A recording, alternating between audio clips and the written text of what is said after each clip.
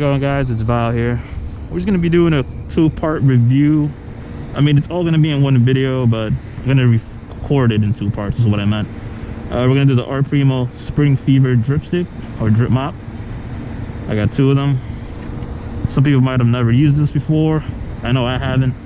So right now we're basically gonna use them, see how they work. Already kind of tinkered with them a bit in terms of just opening them up and just getting the nib prepared. But in terms of actually catching tags with these, I haven't yet. So with this is actually a glacier blue grog mop, and I caught this tag here, I want to say around March, and it's held up pretty well. Over here is a rooftop, so you know, completely exposed to the elements. It is about to be winter, so it's a good time to really kind of test out these bad boys. So I got a couple of surfaces I will test this on besides this glass, and you know, we'll just see how it works. Come back up in about a month, see how the ink or paint formula holds up, see if it's faded or not. Obviously this has a little bit, but not a lot. Should last a good amount of time if you use grog products. So let's get going. Also on top of that, I will be using a little press and go. Got it in my pocket somewhere. Took out the labels. I usually take out the labels for all my mops. So just kind of a force of habit. You don't have to, but that's how some people are. Take my mask off just so I don't sound muffled. Actually, I have no idea if I sound good or not. I have to scrap that whole intro, but oh well. So first of all, we're gonna go with the black. Always shake up your mops.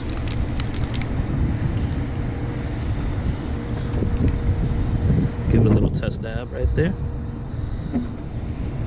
I'm gonna be using this without a squeeze. So I won't be squeezing the mop body, I'll just be holding it.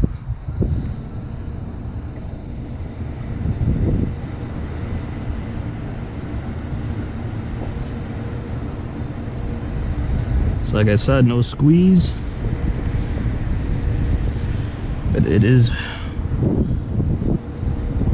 not as opaque as it initially looks, but I mean, you can still see it pretty clearly, and it's pretty good actually. Now we're gonna do with a bit of drips, so I will be squeezing the mop.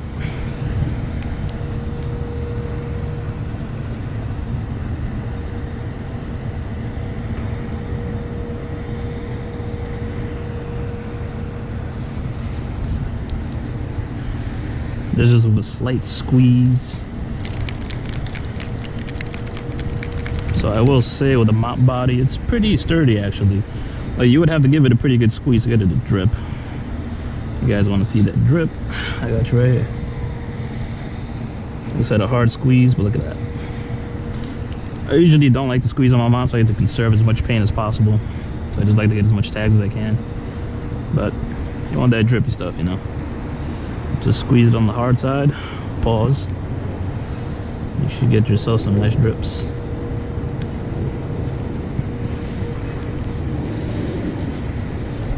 This is a very, very thick formula right here, honestly. I think that's another reason why it's not dripping like that. Usually lighter colors on most paints or inks tend to drip more than the darker colors.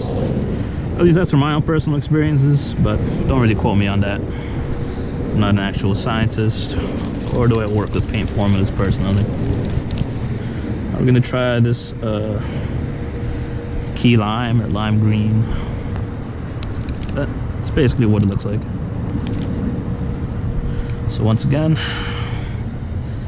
get the nib a little wet,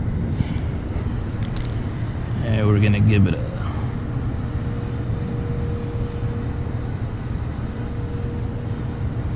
tag right here.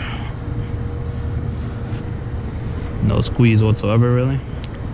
Now we're gonna give this next tag a pretty decent squeeze, because it's not dripping as much as I thought it would, but I don't mind that at all. But some people really like wet tags, so I can't blame them on that.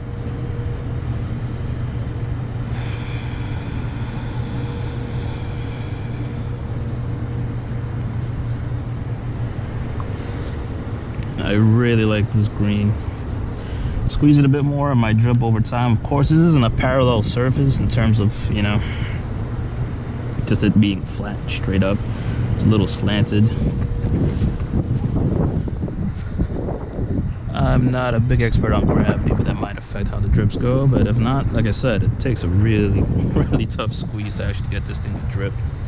So we're gonna make it drip right now. Also, feel free to push the crew T4L. Toy for life. It's kind of more of a motto than it is a crew, because they're always learning. You're always growing as a graffiti artist, as a person in general, I like to think. But some people are pretty stupid, so that doesn't apply to everybody. But you know, hopefully you're continuously learning. Now we're gonna go test some other surfaces. So right here we got a real big target, nice satellite dish. This is actually more perpendicular, just, you know, straight up, lined up towards where I'm standing, so the drips might actually affect differently. Definitely gonna squeeze. See where that gets me. Oh my god, your heat style is so ugly. I know, but oh well.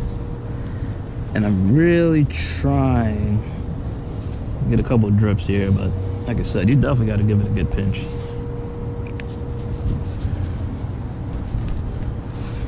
I like the opacity, especially on these lighter colors.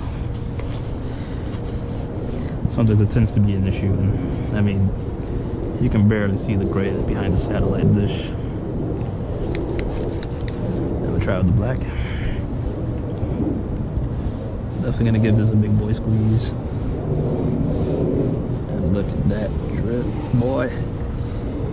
Yes, son. Look at that. That was definitely a hard squeeze. On top of that, I noticed the way I usually hold mops is from around this angle.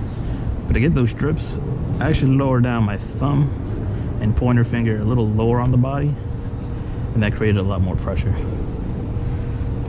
I use the same amount of strength to squeeze, but sometimes locating your fingers on the body of the marker actually makes a pretty big difference. So that's a pretty smooth, flat, metallic surface. You saw the glass, and now we'll try the rough surface next. Part 3, where this is kind of a, I don't even know what to call this. Kind of like a weird sealed foam. Obviously pretty bumpy, tough surface.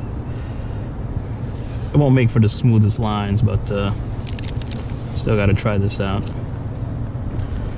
Leave a comment if you guys kind of want to hit off or anything, by the way. But for now, I'm just gonna write my own stupid tag.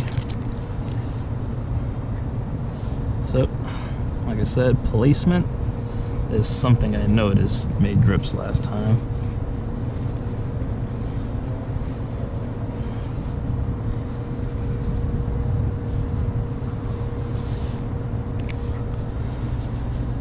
This is something that's going to take a little bit of time for some drips to come out, but not as much as I expected.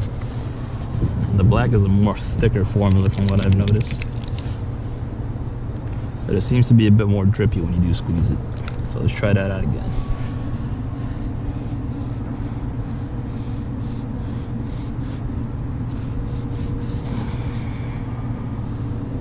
As you can see,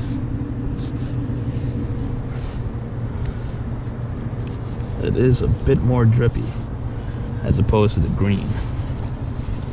The green, I feel like I gotta go really hard pressing down on this thing to actually get any kind of drips on it. I gotta go slow too. So it doesn't matter what kind of brand of paint you buy. Certain colors just don't have the same kind of liquidy form that other colors would. So that's basically a simple kind of review. This is basically the testing phase. The review will probably come in a month when I come back up here, just to see how the paint holds up. Some of this might get buffed for all I know. I know the glass one and the satellite dish won't, but this part gets buffed out, I'd say every month or every 2 months, so might not even be here by the time I get back. Now we're gonna do a little bit of the press and go and see how that goes. Alright, so here we are with part 2. By the way, it's been a month, over a month actually, 30 plus days since I did these tags. And they're holding up alright, but as you can honestly tell, it kind of peels a bit for some reason. Especially this tag, of course, there's specific areas like extra exposed. As for over here, it's held up pretty well over a month. The drips also held down pretty well. And on the rough surface, it's pretty alright. So overall, this is some pretty good damn paint. Honestly, where it peeled off a bit, it's kind of, you know, nasty looking. That's gonna happen regardless sometimes. I also wouldn't be surprised if someone actually tried kind of buffing this and just couldn't. I would do a buff test, but I forgot to get some graffiti cleaner. Stuff that would usually be used against it, see how it stands up against it.